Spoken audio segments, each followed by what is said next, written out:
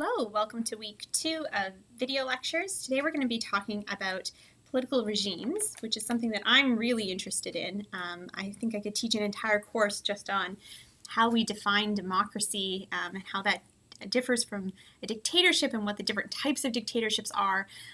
As you know, I have a keen interest in elections, so this topic I find really fascinating. So I've tried to cram it into a half hour, but happy to discuss more in class on this, on political regimes. So let's get quick review of what we did last week. So we talked about the state, how we tend to organize ourselves today in a state.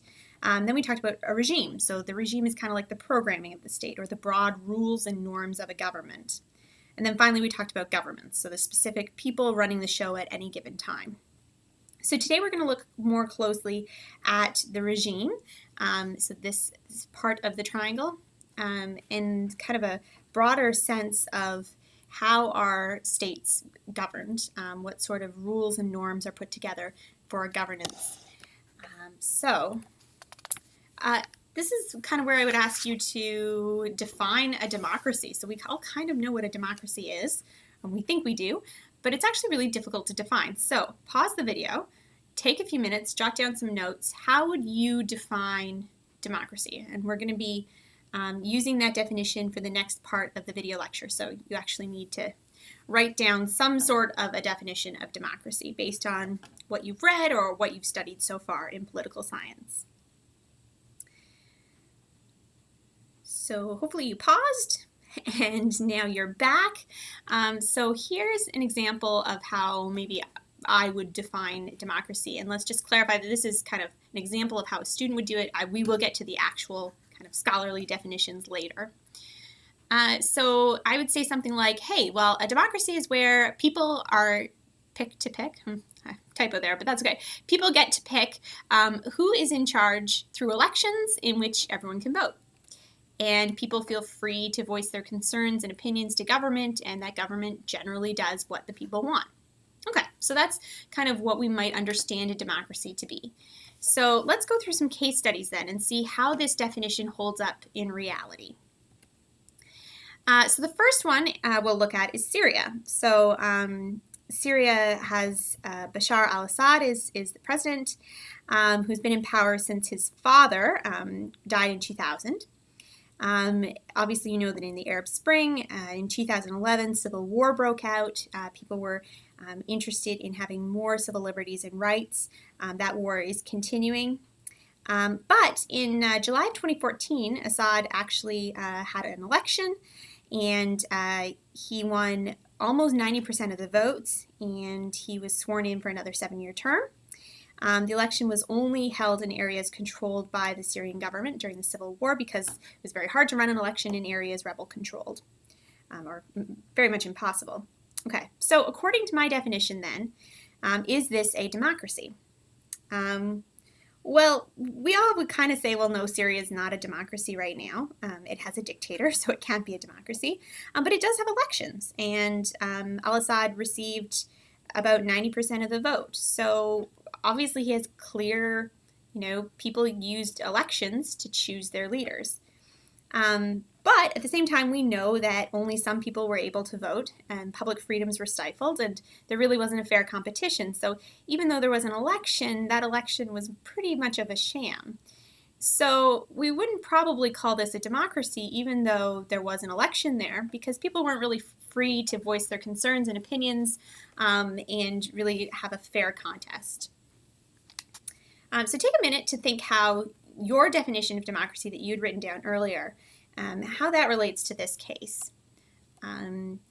According to your definition, would Syria be considered a democracy? All right, so the next case we'll use then is Russia. So Russia has a semi-presidential system, so they have both a president and a prime minister. The president is elected by popular vote for a 6-year term. There are multiple parties, including the United Russia Party, a Communist Party, a Liberal Democracy Party, but in reality, all the main decisions are being made by a small group of insiders. And Parliament now has become more of a rubber stamp parliament. Regional governors are being appointed directly. The main media is state-controlled. Civil society organizations have a tricky time working within Russia. and the state has a lot of control over the economy too. So according to my definition, would this be a democracy? Well, people are picking who's in charge through elections, and they do have a constitution that's setting out how government's going to run. But again, we have this issue of, is it really open for anyone to participate? Does Parliament actually have power? So when we say, are people free to have generally what they want their views represented in government? Probably not. And can people freely express what their opinions are? It's a tricky situation. It's definitely not the case of Syria, but we also know that media freedom and civil liberties are definitely stifled in the Russian example. So probably not a democracy, but again, according to my definition, part of those conditions are there. So you might kind of see where we're going with this. One more case. All right, Canada. So hopefully you all know the Canadian case very well. Constitutional monarchy. Parliament votes to pass bills, but those bills must be signed into law by the Queen's representative, the Governor General. The head of the government is the Prime Minister, who's leader of the party with the most seats in Parliament usually. Parliament is elected by citizens, male and female, over the age of 18, but we only have about 60% voter turnout, kind of on average, in the last few elections. And then until very, very recently, and as recent as 2015, those living outside of the country could not vote if they were living permanently. All right, so is Canada a democracy? Are people picking who's in charge with elections? Well, yeah. Can everyone vote? Well, not really. Only those who are above 18, and until recently, only those living in Canada. Does the government generally do what the people want? Yes, but we still do have a monarch, a sovereign, who has to sign those bills into law. So even Canada would have a very tricky time, being considered a democracy. We also have dismal voter turnout. So are the people really choosing the leader, especially when we get into lower level elections where there's less than 50% turnout? Do we really know what the majority wants? So it's tricky. That's kind of helps to illustrate this issue of how we define democracy, because according to many definitions we might give, no country would really be considered a democracy. So we're going to introduce two main definitions of democracy. So two types of definitions. So the first is a substantive or a maximalist definition of democracy. And the second is procedural or a minimalist. So let's go through each of these in turn. So a substantive or a maximalist definition of democracy is all defined by the results that it generates. So is it realizing the common good? Are the will of the people being expressed? Is it representing citizen interests? Are governments being held accountable, often through elections? Does it produce other benefits like economic equality, participation, justice? So it's all about what kind of results does the system generate as opposed to the system itself. Are we fulfilling all of these principles that we're interested in? Now, the criticism, though, and this is Schumpeter's critique, and we're going to talk more about Schumpeter in a second, is, well, yeah, but according to that, nobody would be a democracy. No country would be a democracy. What is the common good? Do we even know that? Do we even have a definition for that? Do people always think in the public interest, or are they sometimes just interested in their own interests? How do we actually meaningfully aggregate individual wills into a general will? So we might all say, okay, well, we want great health care, but how do we achieve it? Some people would say vaccines are great. Some people would say vaccines aren't. They are great, though, just to clarify. But the question is, how do we go about achieving this general will? Are we achieving the common good? The other thing about is that, economic equality might not always political equality. Let's start that all over again. Political equality might not always mean economic equality. So what if we still have huge economic equalities, even if we have political equality? Equality and economy. So Schumpeter, who we'll talk about in a second, he says, well, I guess then no country would really be a democracy if we use this substantive or maximalist definition. But we still do. We still use that, and we're going to just pause here. Actually, let's just move to the next screen. We're going to take a look at Freedom House, and so this is the website for Freedom House. Freedom House is an international organization that tries to measure democracy. So you're going to head over to YouTube, and there'll be a link in the description for a quick video introduction to Freedom House and what they do. You'll also be using that in your assignment this week. So go take a look at that and then come back. So pause the video, come back, and hopefully you're back now. It's very strange recording this without having an actual pause. So we'll just take a quick look around Freedom House's website. So the main thing that they do that gets the most press probably is this Freedom in the World report. So essentially what they're interested in is knowing, how good of a democracy is it a democracy? Is it free? Is it partly free or not free? So here's their 2018. They have 3 categorizations. So Canada, 99 out of 100, doing pretty well. We are a pretty free democracy. I wonder if anybody gets 100. Oh, Norway does. Not surprised. And then let's look at our other examples. So we had Russia, not free, and Syria should be down here somewhere. If I can get down to Syria, there we go. It's also having some issues there, not free. Then there's other countries that we would call partially free, Ukraine. So having some issues with democratic rule, but still working towards that. So this is kind of the main thing. Every year they put out a report that is actually a really great source of data for scholars too, because you can understand how democratic they are. That it's not really just a yes, you're democratic, or no, you're not democratic. It's a sliding scale. So if you scroll down, you can see country reports. So let's just find Canada maybe. So you can scroll down, you can take a look, and essentially they will explain each of the ratings, so the overall rating, political rights rating, and a civil liberties rating, and give a bit of a country explanation of here's how we scored them. So some of the questions concern the electoral process. Is there pluralism or an ability for different political parties and different political groupings to participate? Does government function? Is it corrupt? Is there openness and transparency? And then under civil liberties, is there freedom of expression and belief? And are people allowed to associate and organize together? Is the judiciary independent? So all of these sorts of issues. Yeah, here we go. I think this is probably, Canada's Indigenous people. That's where we lose a point in terms of equal treatment of various segments of the population. So it goes through and it scores each of these. The way it does it is it uses expert surveys. So it gets largely academics who know a lot about the country. So, I could be contacted to score Canada because I'm a Canadian politics specialist. And we would go through and score these, and they would get a whole bunch of academics to do it, and then they would compare results. So the use of an expert survey, just because, there's no one person who knows every single country well enough to score each country, so they would use usually academics or other prominent individuals to kind of score countries that they know a lot about. They build that into an aggregate score. So you're going to be working with these Freedom House scores in the activity, the assignment this week. So let's head back over to the, there we go, right back to the substantive maximalist definition of democracy. So just a reminder that it's all about the results it demonstrates. Are we realizing the common good? Are we representing citizens' interests? Are governments being held accountable? And again, the tricky thing being, well, is anybody really a democracy? Because even Canada doesn't do that super well all the time. So the alternative then is a procedural or a minimalist definition of democracy.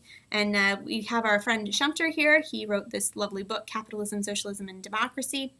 And he was really arguing that democracy just needs to be defined as a method of selecting leaders, because if we try to do anything more than that, we're just going to get ourselves into the issue that we saw earlier with the maximalist definition of democracy, where nobody is actually even a democracy. So I just pulled out this quote here. Democracy is defined as an institutional arrangement for arriving at political decisions, which realizes the common good by making the people itself decide issues through the election of individuals who are to assemble in order to carry out its will. So very much trying to he was kind of the first one to say, okay, we just need to focus on the institutional arrangements, the institution of democracy, how we make political decisions. And yeah, he gets into some of those issues of looking out for the common good and people getting to decide things through elections, but his work is really one of the first to focus on, we should just focus completely on just an institutional arrangement. Does it fulfill these institutional arrangements? Yes or no. Of course, there are scholars today that use that, and we'll look at one of them in a second. But there's also some scholars who disagree, who would prefer to use, say, a Freedom House scoring system. Criticisms include that the original democracy, kind of if you go back to Greek democracy, was a lottery, not an election. So it was very random. You know, if your number got called, you were in parliament. Have fun with that. And so the original democracy really wasn't about elections and people deciding. It was more just saying that everybody had the possibility of being involved in these decision making. The other interesting thing, especially with this issue of the use of elections, is that many non-democratic regimes hold elections. Syria has elections. Russia has elections. So we can't really use elections as a way of understanding whether something is a democracy. So even if you have the institutional arrangement, if it's just a window dressing or if it's just being used as a way to kind of solidify a dictator's power, it's not really being very democratic. And the other problem, of course, with the procedural definition is that it really leaves out the gray areas. So we call this kind of the democracy with adjectives. So it's, it's not really a democracy, but it's kind of a democracy. And so we'll talk in a bit about how we understand these sorts of gray areas and these regimes that don't really quite fit into a full democracy, but don't really quite fit into a full dictatorship. Scholar of the day, there's a crew of American scholars, Jaworski, Alvarez, Chebab, and Lamonji.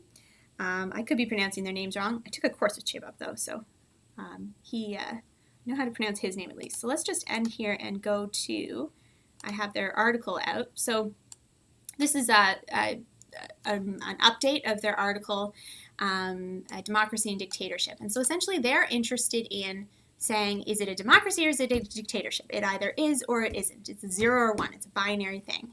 Rather than having these scales and these, can you really say that something that is a 50 on a Freedom House score is half as democratic as 100? So they say no, we just need to say, we need to use this minimalist definition and define whether something is a democracy or a dictatorship. And so the thing I want to pull out is how they let's just go down here, is how they really understand it. So there's 3 features.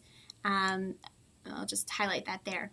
So the first is that there needs to be uncertainty about the outcome of the election. So they say, okay, yeah, we understand that we can't just say, do you have elections, therefore you're democratic? We get that. There needs to be more criteria. So we need first to have the outcome of the election not be known before it takes place.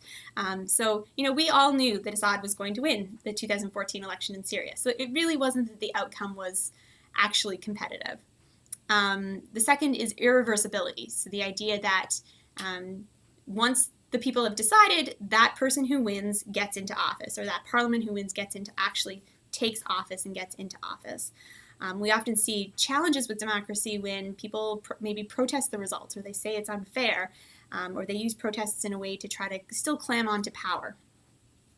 And the third is repeatability, that elections need to do this at regular and known intervals. So you can do that once, but then if you go through this election once and then you don't do it again for 20 years, it doesn't really make you democratic, right? It means that you did one democratic election and then that person clung to power. So those are kind of what Jaworski and colleagues define as how they're going to demonstrate whether a country is democratic or not. They also classify a regime as a democracy according to some rules. We just take a look at these really quickly. So the idea that the chief executive, so the president or whoever's kind of in charge, is chosen by popular election or a body that was popularly elected. The legislature is popularly elected. There needs to be more than one party competing. We'll talk about one-party regimes in a second, about this idea that you can have an election, but they actually have to be competitive. There needs to be actually choices. If there's only one choice on the ballot, it's not much of an election. And then that there needs to be alternation of power. So the idea is that you need to demonstrate to us that you are able to change power between one leader to another leader, one party to another party, in order to demonstrate that you are a democracy. All right, so that's this article. I might pop this up on the Moodle so you can take a look at it. You can also look at the, let's go back here. No, we're right back to the start. Let's go back. You can also take a look here. It's got the full data set. You'll be using that in your assignment, and you can download the paper there. So maybe I'll just send you there if you'd like to read the paper and read more about Jaworski and Friends' procedural or minimalist definition of democracy. All right, so we've spent a considerable amount of time defining democracy. We didn't come up with one definition. We kind of came up with two definitions that you can understand it as a substantive or maximalist definition. So it's based on the ends that result, the results from the regime, or we could talk about a procedural or minimalist, meaning that it's just all about the institutional arrangements that exist. So if it's not a democracy, then what do we call it? So there's two main terms that probably are worth taking a look at. The first is authoritarianism. So O'Neill describes this as a political regime in which a small group of individuals exercises power over the state without being constitutionally responsible to the public. Okay, so it's likely that there's going to be some sort of a dictatorship, so they dictate to the people, so that's where the term dictatorship comes from. You might ask the question, what is the difference between an authoritarian regime and a dictatorship? It's one of those kind of parsing at straws, or whatever I can't remember what the saying is.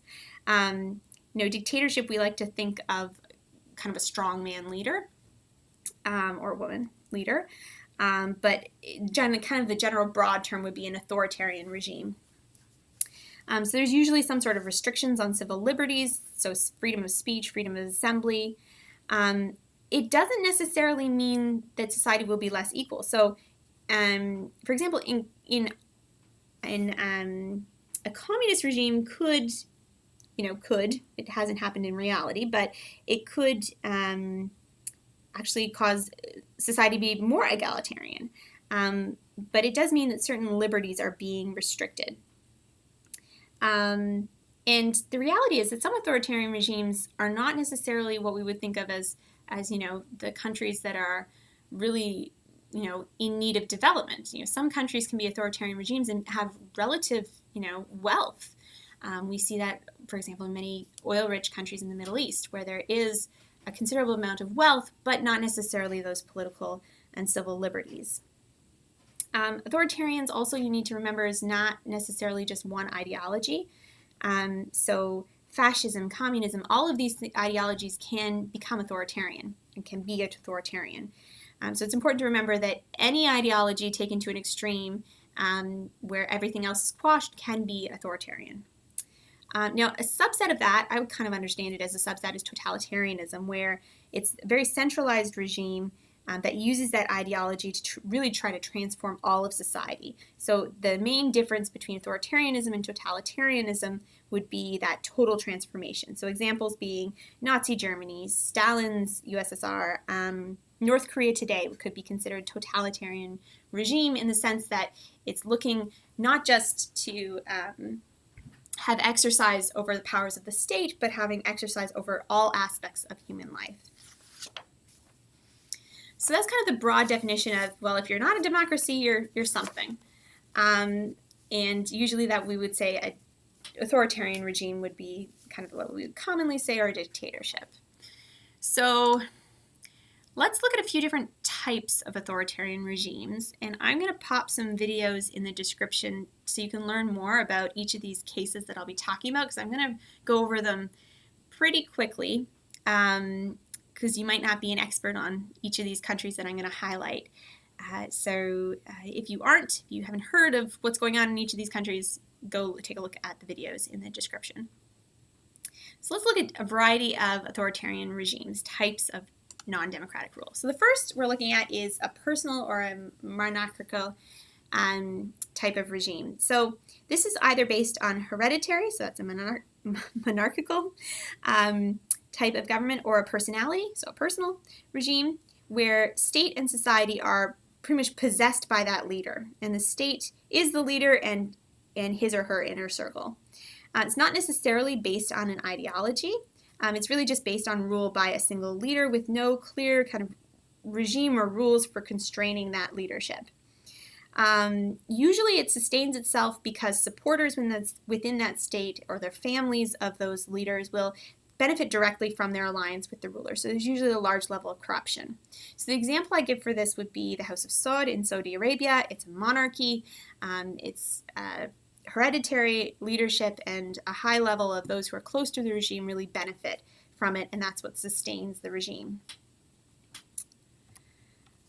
The second type of authoritarian regime, which I hope none of you launch as military members, is a military regime. So this often comes from a coup d'etat, so essentially using terror and surveillance and military power in order to take over the government. Usually government then is ruled by one or more military officials, and society is really controlled by the armed forces, sometimes also allied with business or state elites. So examples of that would be, for example, Pinochet in Chile in the 70s, who overthrew a popular government and ended civilian rule there. Today, since 2014, or maybe a little bit before that, Thailand has been ruled by a military junta. So essentially, military rule where military takes over civilian government. So guys and gals, please don't do that in Canada with your power. Don't launch a coup. If you learn one thing from this class, don't launch a coup. All right. So you can take a look at the Thai example. It's very interesting further in the video in the description. One-party rule. Pretty self-explanatory. One-party rules. So there's a single party that monopolizes power, and if you want access to power, it has to be through that party. So it's often broken into cells so that you can have local control, so you can have surveillance. And it also often bans any other groups that might be interested in having access to power. And because really having access to power has to happen through this one political party, they'll get large membership, and that will help mobilize support and maintain public control, often in return for political or economic benefits. So some examples might be Zimbabwe had one-party rule under Mugabe. China's Communist Party, for example. There's really only one party that you can access power through, and that's the Communist Party in China. So that's pretty self-explanatory. One-party rule meaning, even if you do have elections, you really only have one choice. And the final type of authoritarian regimes, there's actually probably like many, many dozens and dozens of types of authoritarian regimes, but I'm just kind of giving you the four main ones, is a theocracy or rule of God. So the idea is that the regime is based on holy texts as a foundation for the regime and for politics, and religious leadership and political leadership gets fused into one single sovereign authority. So the good example of that might be Iran, where late 1970s the secular monarchy was ousted and replaced by an Islamic cleric, an Ayatollah. And today, the secular government is still mirrored by a theocratic one, and that there is still theocratic laws and rule.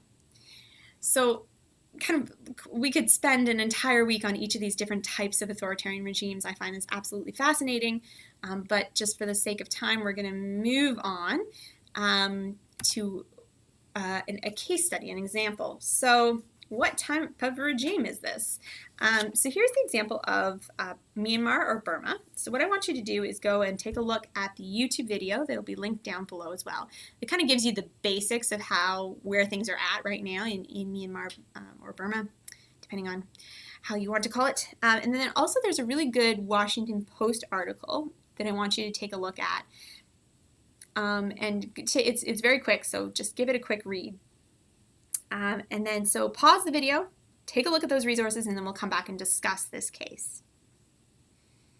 So ideally, welcome back. You just finished watching the video, looking at the Washington Post article. So there's definitely evidence of military rule here, with some transition happening to some civilian control, but not fully civilian control. So Aung San Suu Kyi came onto the scene as this great Democrat. She even wins the Nobel Peace Prize. But it appears that to some commentators at least, that she's really only interested in democracy and the rule of law for the Buddhist Burmese. And that's really exemplified by the Rohingya crisis, where there's mass persecution, genocide, people, Rohingya Muslims leaving the country because they're being persecuted and killed. And so the question, of course, is, there has been some transition into democratic rule in the sense that there is some additional civilian control of government that didn't exist under the junta.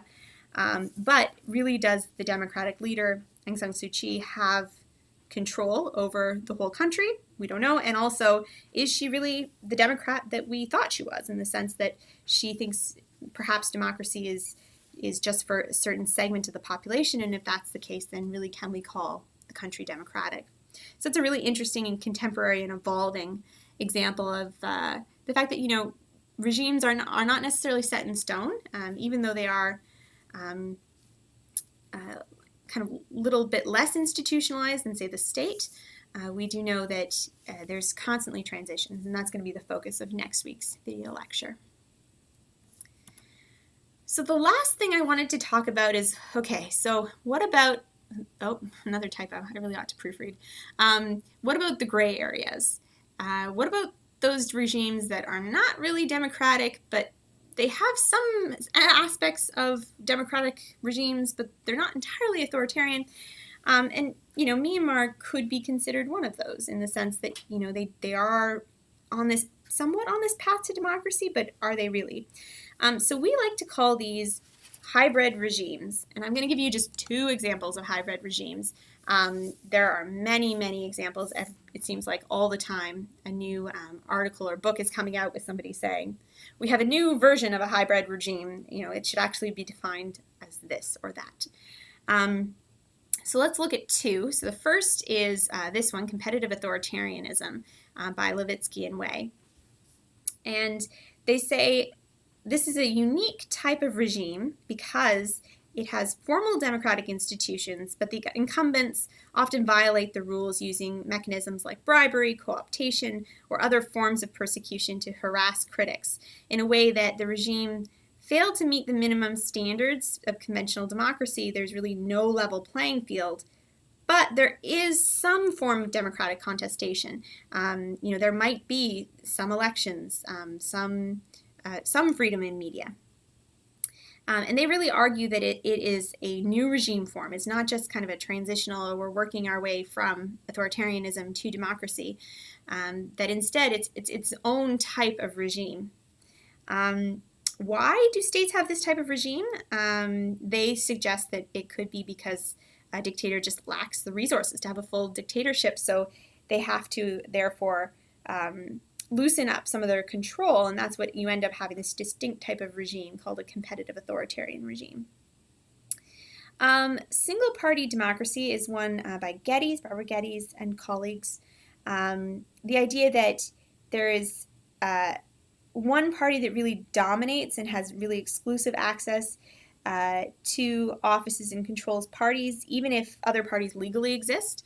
So in Mexico, for a very long time, there was only one party. I'm trying to remember the acronym. I didn't write it down. But there was really one party that was constantly winning government. So while there was competitive elections, and there was really only one party consistently winning elections. So does that disqualify them then from this democratic alternation, which is required to be a democracy? Well, kind of, but they seem to still have competitive elections. So that's kind of the tricky part, is with this single-party democracy, is that there's a lot of the hallmarks of a democracy, but we just don't see the alternation that we should expect. Just to pause very quickly, alternation means one party leaves and another party comes in. So like you alternate power. So one thing we've noticed about these 2 types of hybrid regimes is it seems like everybody's holding elections. Actually, even in dictatorships, everybody seems to be holding elections. So that leads to the question, why would dictators even hold elections? So let's just go through a few different reasons why you still get elections in these types of either hybrid regimes or full-on dictatorships. So the first reason would be as a window dressing. So the idea is that there's internal or external pressure to have some sense of legitimacy. There needs to be this veneer that there's popular authorization of government. The regime needs to seem less authoritarian. Maybe it needs aid or resources from the international community. So it's going to say, hey, look we have these elections. Everybody comes out to vote. Our leader won amazing support. See, they're not a dictator like we saw with Assad in Syria. So it might be, a good way to kind of demonstrate to people outside or inside your regime, like, look I'm so democratic, even though you're not. It can also be seen as a safety valve. So this is Jennifer Gandhi writes a really interesting piece on this, the idea that it allows people to release some of their pressures, release some of their frustration with the regime, and kind of force the opposition as well to work within the regime's system, so that they can kind of redirect their energy into these kind of less meaningful elections. Maybe they're already rigged, but at least it's some sort of way to allow people to express this democratic ideal, even if it's actually meaningless. And that actually protects your dictatorship. It might be a way to facilitate regime coalition or power sharing. So, if you need to create some sort of regime from different factions, well, we'll let you guys, elect some people, and that will, help you feel like you have some sort of sense of power in the system. It can be used as elite management, so the way that you can, like in China, for example, you use an election to say, everybody has to be in this particular party, but, this is a great way of rewarding or punishing those elites who support you or don't. Kind of a way of saying, okay, well, we'll let the people choose who, they just can't choose what. You're really only one party, but, you have some choice within that party. It can also mobilize citizens and voters, kind of to demobilize people in the sense that it shows that there's really no hope of getting rid of the dictator. Look at, Assad says, hey, look I got 90% of the vote. You're never going to win. Rebels, give up type thing. And can also be used as a good information support to identify an information source to identify who's really supporting you. So, you might say, hey, look we're having an election. You can be free to decide who you want to rule, and then once the results come in, you say, this area really doesn't support me, therefore I'm going to crush them. And it can be a way to flex your muscle and say, you need to be supporting me or else I will know that you're not supporting me. Then people are just so afraid that they vote for a dictator. So those are kind of the main reasons that dictators hold elections, because I think that's always a question that you get is, okay, well, if there's an authoritarian regime, why are there elections going on anyway? And that's some of the main reasons that scholars have identified as why a dictator would go ahead and hold an election. All right, so that's what we have today. We talked about procedural and substantive definitions of democracy. We talked about authoritarian totalitarian regimes as kind of a foil to the democratic regime. We talked about 4 different types of authoritarian regimes, some hybrid regimes, and finally, why hold elections if it's an authoritarian regime anyway? So lots of interesting definitional questions, and we're going to deal with them in greater detail in the class when we get to do a really cool activity looking at Freedom House polity scores and the democracy and dictatorship scores. So head on over to the quiz, do the quiz, and we will see you in class.